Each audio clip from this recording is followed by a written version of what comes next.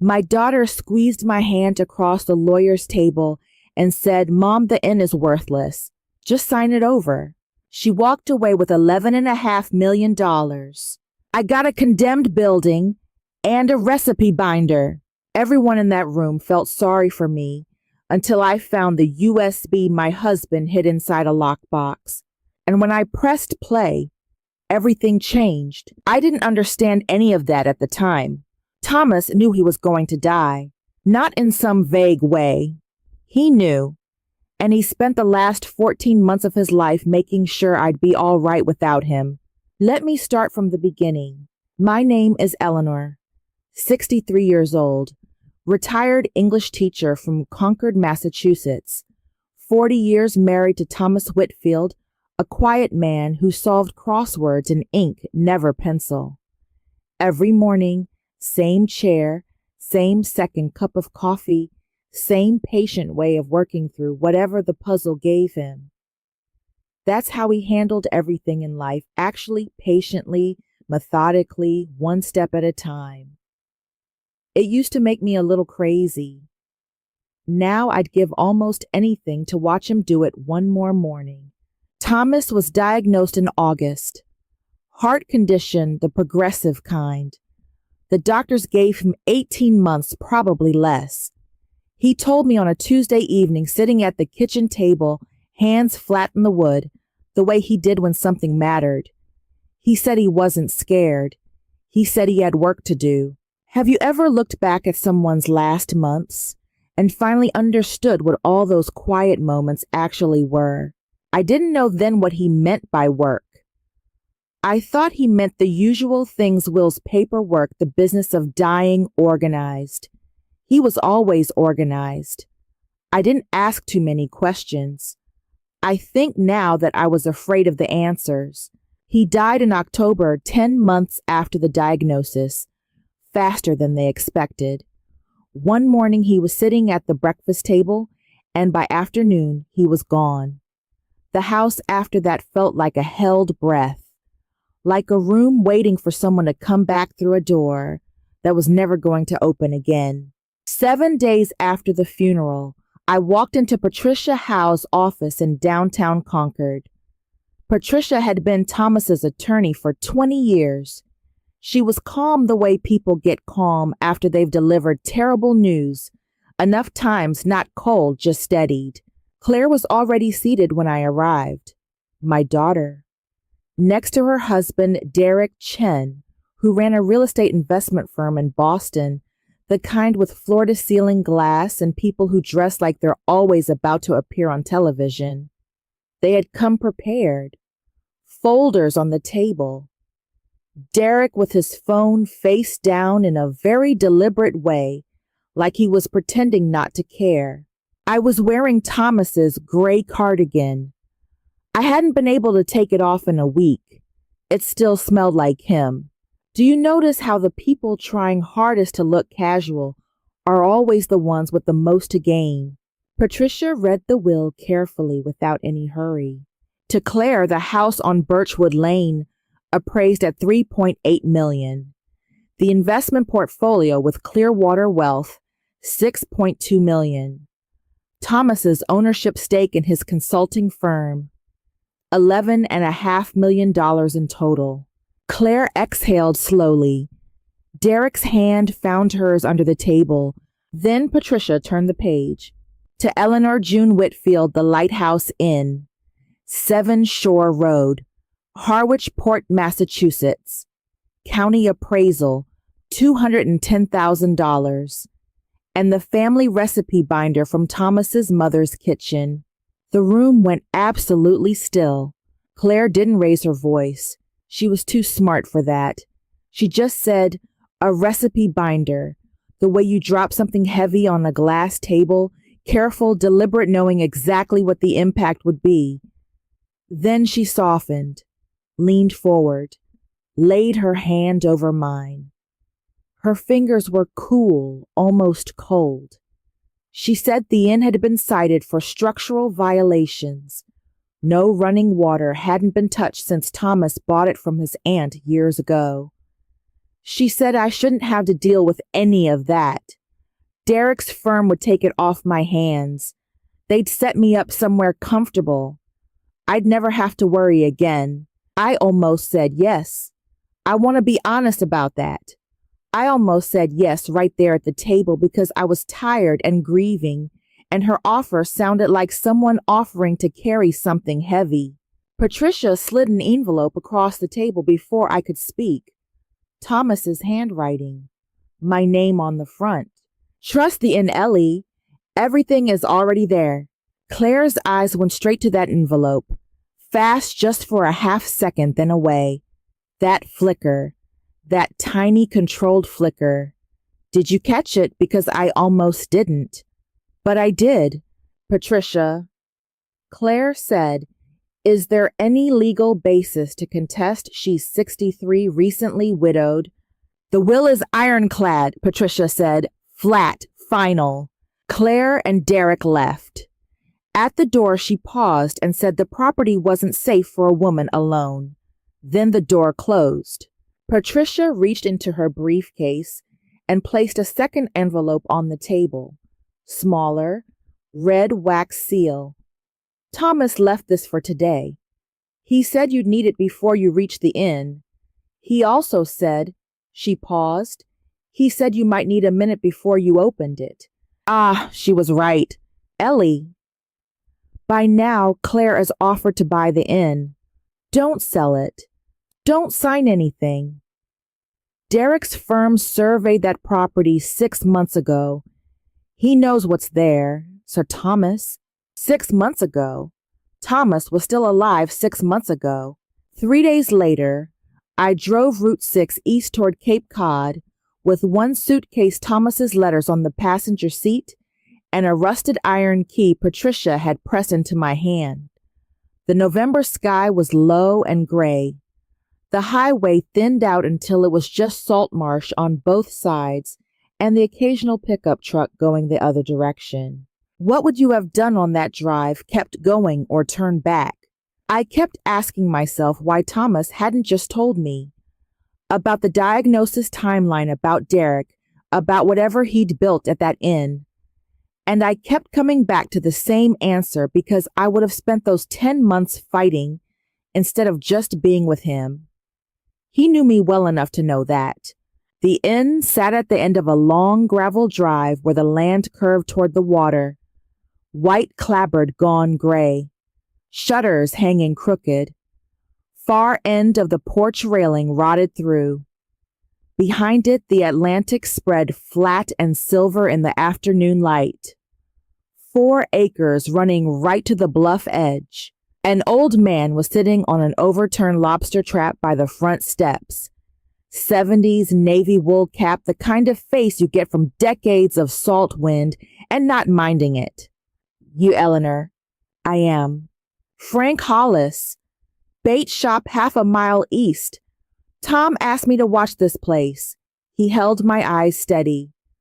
Your daughter's husband sent a crew out in September. Range Rover. They walked every property line, took photographs, pulled soil samples from the bluff. Tom told me if anyone from the family came before you did, I was to call Patricia and write down the date. He reached into his jacket pocket and handed me a folded piece of paper.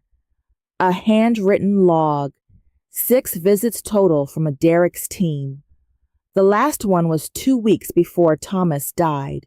If someone had been secretly mapping your inheritance while your husband was still living, what does that tell you about how long the plan had actually been running? I unlocked the front door. The key turned heavy like something clicking into place after a long wait. Inside, sea salt old wood, decades of stillness. Afternoon light slanting through dusty windows onto bare plank floors. A card table in the main room with 2 things on it, a battery lantern and a metal lockbox. My name written across the lid in Thomas's unhurried script. I sat down. I opened it. 4 folders, each labeled by hand. And underneath them, something I hadn't expected. A small USB drive with a strip of masking tape. On the tape in Thomas's handwriting, "Play this first, Ellie." So I did. His voice came out of my phone like he was sitting across the table. Calm. A little slower than I remembered the way his voice had gotten in those last months. "I'm sorry I didn't tell you sooner. I didn't want to spend the time we had left watching you worry. The folders will explain everything. But I needed you to hear my voice first, so you'd know this wasn't something I did quickly or out of fear. I've been building this for 14 months. I love you, Eric." I sat very still for a moment after that. The first folder, Coastal Royalty Partnership Whitmore Hospitality Group. James Whitmore, CEO of Whitmore Coastal Properties, Boutique Luxury Hotel Development. 30-year friend of Thomas's, had signed a formal agreement. Whitmore would finance and build a 42-room inn and event venue on this property. Full construction budget $38 million. I retain full land ownership. My share of net annual profits 68% in perpetuity. Projected annual income $2.1 to $2.8 million. I set the folder down, pressed both palms flat on the table, looked at the dusty window, didn't move for a while. The numbers didn't feel real. The land that Derek had been quietly assessing for months, the land Claire had called worthless in that lawyer's office, it was worth more than everything Thomas had left her. How long did you sit with something before you really believed it? The second folder, Claire evidence. I want to be honest about this part. I sat with my hand on that folder for 2 full minutes before I opened it. Part of me already knew. Part of me didn't want to know. 18 months of bank records, wire transfers, time-stamped emails. Claire and Derek had been redirecting money from Thomas's consulting firm through a shell company Derek controlled. $290,000 moved out in careful pieces while Thomas did his morning crossword like nothing had changed. He had documented every single transaction, surveillance photos, correspondence. He delivered the complete package to the FBI's Financial Crimes Division in February. A note was clipped to the front. "Ellie, I didn't tell you because you would have spent every remaining day trying to fix her. She was beyond fixing. This is not your failure. The evidence is handled. Patricia has a copy. You don't need to do anything." So Thomas had known. He'd watched his own daughter steal from him and said absolutely nothing. No confrontation, no scene, no dramatic conversation. He had just quietly built a wall around me, legal documents, a business partnership, a neighbor with a logbook of visits, and walked away knowing it would hold. Do you think silence can sometimes be the most protective thing a person offers? The third folder held the trust documents. The inn had been placed in an irrevocable trust in my name alone 14 months ago, the week after his diagnosis. No power of attorney could reach it. No guardianship petition could claim it. Claire had no legal standing over this property whatsoever. And buried in Section 34B, an ethics clause Thomas had drafted with a federal attorney. Any legal challenge Claire made would automatically transfer the complete FBI evidence file to federal prosecutors. She would lose her inheritance and face wire fraud charges in a single motion. He had set a trap, a quiet, patient, crossword and pen kind of trap. The fourth folder was thin, 1 page. My Ellie.